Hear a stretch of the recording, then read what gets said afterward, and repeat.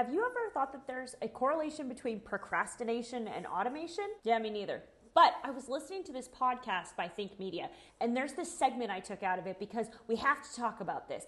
It was a podcast about procrastination. However, they go into how that relates to automation and the benefit. I mean, there are obvious benefits of automation in your business, which of course this is what we cover on this channel. But the correlation to that and procrastination I found absolutely fascinating. So the link to the full podcast is going to be below, but let's talk about this one little segment where we're talking about how there is a relationship actually between procrastination and automation. And by procrastination, what that really means is how to pick the most beneficial tasks in any particular moment, which every person struggles with, whether or not we're talking about automation. So hey, welcome back to Business Funnel Fundamentals. I'm the Business Cowgirl, and here we talk about your business's online technical setup. With my 8 years of experience as a business consultant, CRM designer, and as ClickFunnels enthusiast, I'm here to help your business run smoothly and efficiently. Always remember, your technology is just gonna do what you tell it to do, even if that's not the best idea. So let's avoid that and dive into today's topic. If I came to you in the midst of all that and I said, well, the most significant thing you could do right now is set up online bill pay, most people would look at me like I was insane. They'd be like, set up online bill pay? Like, that would be like number 713 on my list of priorities. So, side note, online bill pay is a form of automation because your bills are automatically paid and you don't have to think about it. So, right off the bat, right, we're talking about a form of automation. And I think he's going to get into why that it's going to take you a minute to set up the online bill pay. However, automation pays dividends every time that you don't have to spend the time doing the task. And that's because they evaluate significance different from how the multipliers do, because the multipliers are measuring significance based on how much time it creates for them in the future. Because if you took 2 hours to set up online bill pay today, then what happens is if that saves you 30 minutes a month, every month from paying your bills, then after 4 months' time, you will have broken even on that investment of time. 30, 30, 30, 30. That's 120 minutes or 2 hours. So after 4 months, you've now broken even on that investment of time. Every month thereafter, for the rest of your life, you are now creating 30 minutes that you would not have otherwise had because you have set up online bill pay. Okay, have to interrupt here for a second because this is something that happens with technology, design, and infrastructure all the time. Because when people come to an enterprise architect, a digital architect, any sort of IT solution person, they already are in significant pain. They already have a really big problem. And so they're actually hoping the technology solution is going to be built as fast as technology works, which 100% once built will solve your problems lightning fast. However, in order to build the right technical solution and do what he's talking about in this video and save money that has a compounding interest as time goes on, you have to find the right solution. He's talking about online bill pay. This is not rocket science. This is not even something that anybody should be discussing on whether or not this is going to save you time and money. But I do have to tie it back to your business and setting up online workflows that actually benefit your business in the long run. The reality is, let's say you and I, the example I always use is the infamous invoicing process. Let's say you and I need to update your invoicing process because you cannot make any money counting money. So if we need to update a process that goes on in your business, the first thing we have to do is go through all the steps of that process. And then we have to identify where the painful ones are. We identify which of those tasks are ones that you do regularly, like clockwork, and which of those things are variable, meaning that they change month to month. And only by identifying all of these key aspects, in addition to the business requirements, can we actually then create the right solution for you to then save that money. So one thing that he's talking about here, which is a key aspect to what I talk about in my business, is you have to invest that time up front to get that time on the back end. And I think that's the cost that some people are unwilling to pay, meaning that you have to invest the time developing the right solution in the business digital architect game. You have to spend the time to make the right solution for that solution to pay dividends later. Like I said, online bill pay should be a no-brainer. We shouldn't even have to talk about this twice. But as that relates to what I do when I build a workflow, people all of a sudden, if you don't have a clearly defined manual process, then we have to take that time to define it. If you already have a very clearly defined manual process, it becomes a lot easier and more straightforward to automate that. However, I know from working with many clients over the years, when I say, hey, show me what your manual process looks like, everybody looks at me like, So if you don't have it written down, then we have to take the time to write it down. But let's get back into how saving yourself, how spending that time up front saves you time on the back end, and then how that time can compound later, because that is the key ingredient to all of this. That, for instance, the invoicing process I updated originally took everybody 8 hours. It then only took them 1 hour. They all got 7 hours back every month, times 5 people, times 12 months in a year, and times each year they're in business after that. That's a lot of time that you can get back simply by making sure that whatever you're creating for your business, whatever solution you're coming up with, actually benefits the business in the long run and returns time to the aspects of the business that make the business money. That's what we call the significance calculation. Significance isn't just a measure of like magnitude of how valuable is it in terms of money, or what's the magnitude in terms of the number of people that it impacts. Significance is a measure of the magnitude of time that will be created from this activity in the future.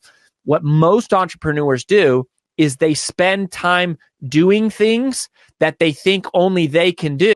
So this invoicing process, service providers don't make any money counting hours delivered to the client.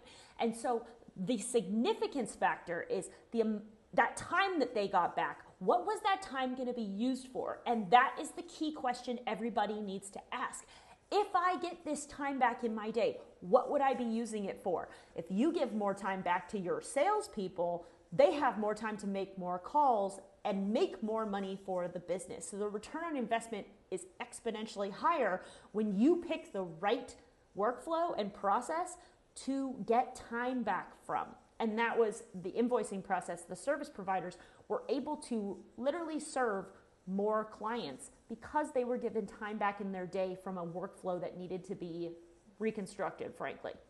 And so they create a prison for themselves to always have to be the person doing those things.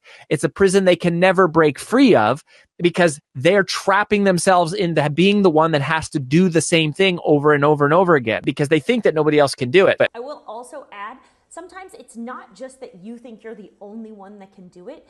However you do the task is the only way you think it can get done, because that's the whole idea of solution architecting when it comes to technology. There are actually a lot of different ways that you can produce any one task.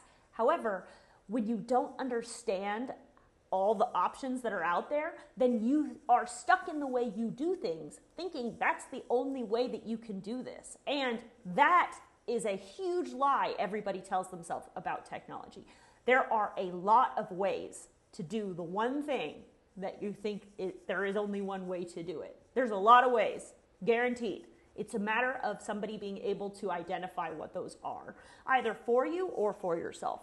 Depends on who you are. So that's how the significance calculation works, is it's breaking free of the paradigm of what matters today, and it's introducing the idea of what matters tomorrow. Again, I'm going to add the caveat there. It's not just that nobody else can do it. Sometimes people get trapped in thinking that the way they are doing it is the only way it can get done. And I would just challenge that. That is never going to be true. There are a lot of ways to do anything. It's a matter of you being able to find what those different options are.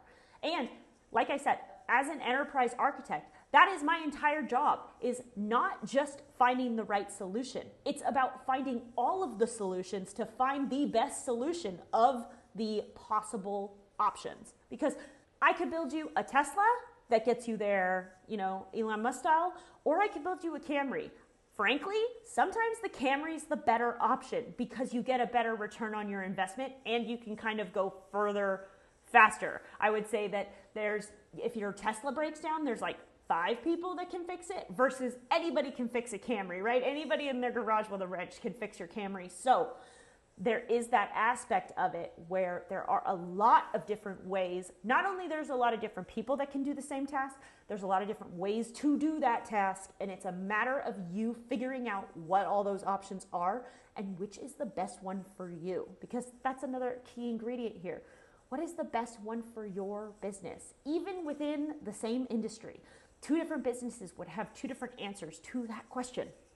This all circles back to the question of what should I prioritize? Well, ultimately, you've got to make that decision. But the hidden calculation that nobody is making, the mistake that people are not even calculating is that they are underestimating the value of the significance calculation in assessing which tasks should be done right now.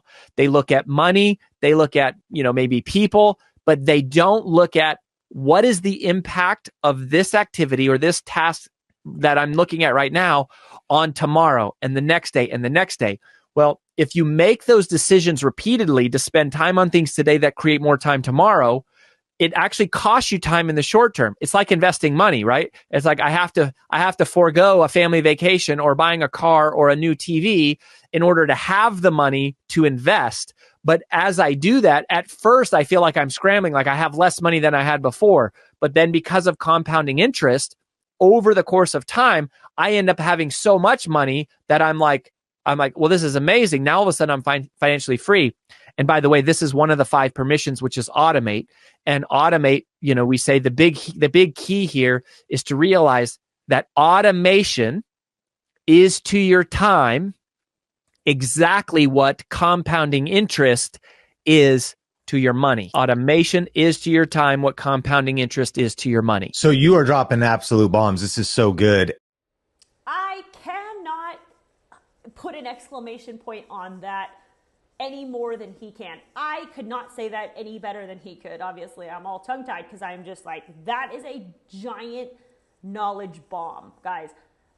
Automation is to your time what compounding interest is to your money. Every financial guru out there tries to get everybody to understand that compounding interest is how you create wealth. Meaning when you have assets that make money for you without you having to be there, and it's not trading time for money. That is the same thing with automation. You're going to spend time to create more time. And that's assets. You spend money to create more money. And I cannot put a bigger exclamation point on that than he just did right there. The reality is that automation, designing a good automation that really helps your business, is going to take time. I don't even want to lie to you about that. To set it up correctly, it's going to take time. However, if done correctly, that can create more time than you know what to do with. And it can also create in your business huge growth spurts. Actually, to the point where I would caution and be careful. If you do this correctly, all of a sudden you're going to have another problem, right? So say that you exponentially increase how many sales the sales team can make. All of a sudden you have a bunch more sales, and then your service team is going to be struggling. Say that you create an automation that helps get more leads in the door. Then your sales team is going to be struggling to keep up with the amount of leads you have coming in. So just know that when you create these workflows and solutions that create more time and money in your business, it's a constant journey that you're on to create the right systems in the right way that solve the right problems. And like I said, investing the time to make sure that you're doing it right the first time will pay time dividends on the back end. Because if you create the right solution the first time, then the time you get back, there's going to be a break-even point, and every minute after that is your time profit. Now, like I said, this video is linked down below if you want to watch the whole video for yourself. I just had to take out this little excerpt because it's so relevant to what we do over here on this channel. This channel is all about how to set up the right digital infrastructure for the business that you run.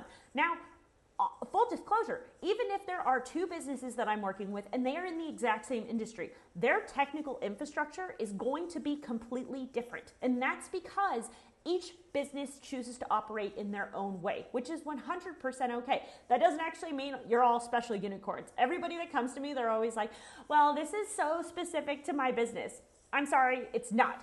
I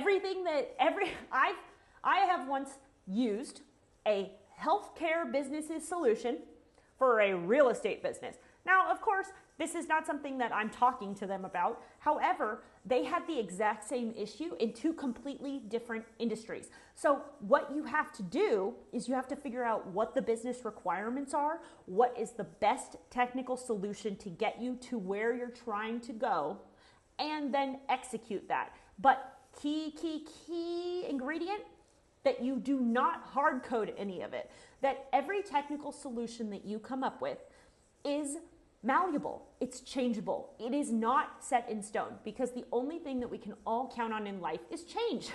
And your business, if your business grows and scales, that is the goal. However, that also will create constraints on whatever technology setup that you have currently. So you have to make sure that your technology is as agile as your business is trying to be. So this, like I said, the full link is down in the description.